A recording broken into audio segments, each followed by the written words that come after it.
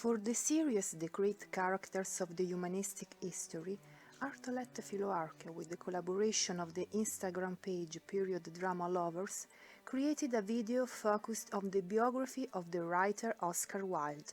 We hope you will like it. Enjoy it! Oscar Fingal O'Flaherty Wills Wilde was born the 16th October 1854 in Dublin, the second born of 3 children. His mother, Jane Francisca Agnes, was an Irish poet, and his father, Sir William Robert Wills Wilde, was an Irish otolaryngologist and ophthalmologist.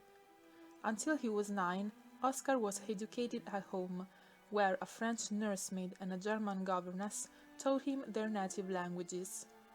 He joined Portora Royal School, where he claimed that his fellow students had regarded him as a prodigy for his ability to speed read, claiming that he could read 2 facing pages simultaneously and consume a 3-volume book in half an hour, retaining enough information to give a basic account of the plot. He excelled academically, particularly in classics subjects, in which he ranked 4th in school in 1869. His attitude for giving oral translations of Greek and Latin texts won him multiple prizes, including the Carpenter Prize for Greek Testament.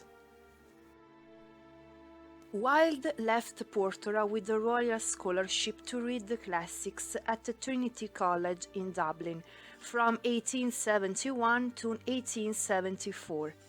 Trinity, one of the leading classical schools, placed him with their tutor, Professor J.P. Mahaffy, who inspired his interest in Greek literature.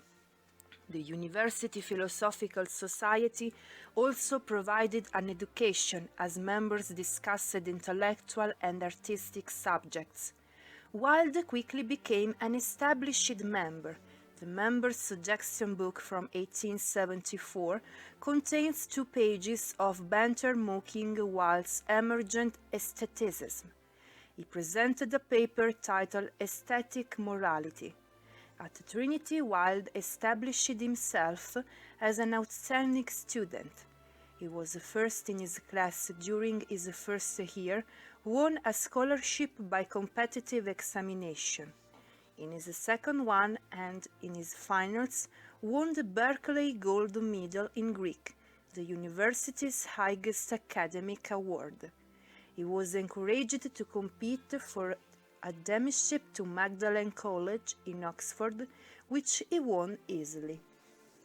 At Magdalen, he read Greek from 1874 to 1878, and from there he applied to join the Oxford Union, but failed to be elected. Attracted by its dress, secrecy and ritual, Wilde petitioned the Apollo Masonic Lodge at Oxford, and was soon raised to the sublime degree of Master Mason. Wilde's active involvement in Freemasonry lasted only for the time he spent at Oxford. He allowed his membership of the Apollo University Lodge to lapse after failing to pay subscriptions. While at Magdalen College, Wilde became particularly well known for his role in the aesthetic and decadent movements. He wore his hair long, openly scored mainly sports, though he occasionally boxed, and he decorated his rooms with peacock feathers, lilies, sunflowers, blue china and other art objects. Unsure of his next step, Wilde wrote to various acquaintances inquiring about classics' position at Oxford or Cambridge. The rise of historical criticism was his submission for the Chancellor's Say Prize of 1879, which taught he was no longer a student. He was still eligible to enter. Its subject, historical criticism among the ancient, seems ready made for Wilde, with both his skill in composition and ancient learning, but he struggled to find his voice with the long, flat, scholarly style. He had been publishing lyrics and poems in magazines since entering Trinity College, especially in Kotabos and the Dublin University magazine. In mid-1881, at 27 years old, he published poems, which collected, revised, and expanded his poems.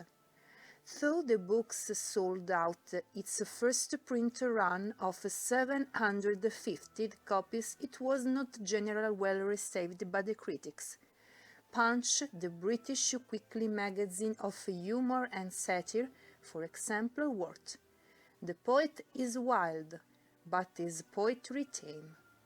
With tight votes, the Oxford Union condemned the book for alleged plagiarism. The librarian who had requested the book for the library returned the presentation copy to Wilde with a note of apology. Richard Douglas, an English impresario, invited Wilde to do a lecture tour in North America, simultaneously priming the pump for the US tour of Patience and selling this most charming essay to the American public.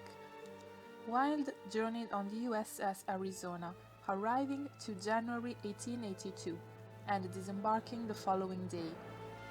Wilde sought to transpose the beauty he saw in art into daily life. In London, he had been introduced in 1881 to Constance Lloyd, daughter of Horace Lloyd, a wealthy Queen's Counsel. She happened to be visiting Dublin in 1884 when Wilde was lecturing at the Gaiety Theatre. He proposed to her and they married on 29 May 1884 at the Anglican St. James Church, Paddington in London. The couple had 2 sons together, Cyril, born in 1885, and Vivian, born in 1886. Robert Ross had read Wilde's poem before they met at Oxford in 1886. He seemed unrestrained by the Victorian prohibition against homosexuality and became estranged from his family. By the literary critic Richard Hellman's account, he was a precious 17-year-old who, so young and yet so knowing, was determined to seduce Wilde. According with the critic Daniel Mendelssohn, Wilde, who had long alluded to Greek love, was initiated into homosexual sex by Ross, while his marriage had begun to unravel after his wife's second pregnancy, which left him physically repelled. In mid-1891, Lionel Johnson introduced Wilde to Lord Alfred Douglas, Johnson's cousin. Known to his family and friends as Bosie, he was an handsome and spoilt young man. An intimate friendship sprang up between Wilde and Douglas, and by 1893 Wilde was infatuated with Douglas and they consorted together regularly.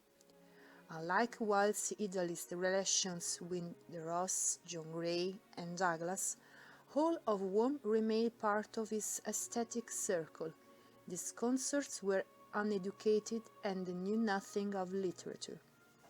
In the Profundis, the letter written by Wilde to Bosie during his imprisonment in Reading Gaol, he wrote that it was like feasting with the panthers. The danger was half the excitement. I didn't know that when they were to strike at me, it was to be at another peeping at another's pay. For the crime of being a sodomite and gross indecency, Wilde was incarcerated from 25 May 1895 to 18 May 1897. After Wilde's conviction and imprisonment, Constance changed her and her son's last name to Holland to dissociate them from his scandal. The couple never divorced, but Constance forced Wilde to give up his parental rights. She moved with her sons to Switzerland and then enrolled them in an English-language boarding school in Germany. Constance visited many times Oscar in prison, and after he had been released, she refused to send him any money unless he no longer associated with Douglas. Although Douglas had been the cause of his misfortunes, him and Oscar were reunited in August 1897 at Rouen. Wilde and Douglas lived together near Naples for a few months, until they were separated by their families under the threat of cutting off all funds. Oscar died of meningitis on 13 November 1900. Was initially buried in the Cimetière des Beignets outside Paris. In 1909, his remains were disoriented and transferred to Père Lachaise Cemetery inside the city. It was commissioned by Robbie Ross, who asked for a small sepulchre to be made for his own ashes, which were duly transferred in 1950. The epitaph is a verse from the Ballad of Reading Gaol. And alien tears will fill for him pity's long broken arm, for his mourners will be outcast man, and outcasts always mourn. The Picture of Dorian Gray is only Gothic and philosophical novel first published complete in the July 1890 issue of Limpicot Monthly magazine. Fearing the story was indecent prior to publication, the magazine's editor deleted roughly 500 words without Wilde's knowledge. Despite that censorship, the Picture of Dorian Gray offended the moral sensibilities of British book reviewers, some of whom said that Oscar Wilde merited prosecution for violating the laws guarding public morality. In response, Wilde aggressively defended his novel and art in correspondence with the British press, although he personally made excisions of some of the most controversial material, with revising and lengthening the story for book publication the following year.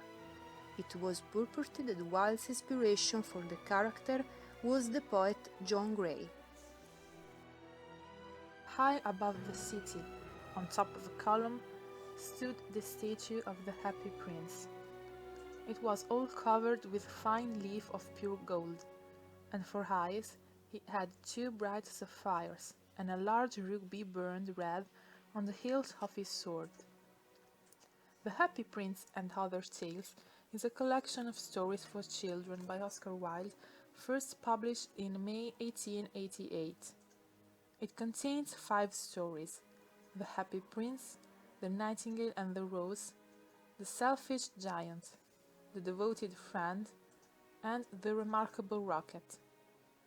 The stories, of a fabulous nature, were written by Wilde for his sons Cyril and Vivian with an educational intent, but sadly allude to the contradictions of Victorian bourgeois morality. Salome is a tragedy written by Oscar Wilde, with the original 1891 version of the play was in French. 3 years later, an English translation was published. The play tells in one act the biblical story of stepdaughter of the tetrarch Herod Antipas, who requests the head of John the Baptist on a silver platter as a reward for pleasing Herod for their dancing, which described for the first time in this play as the Dance of the Seven Veils.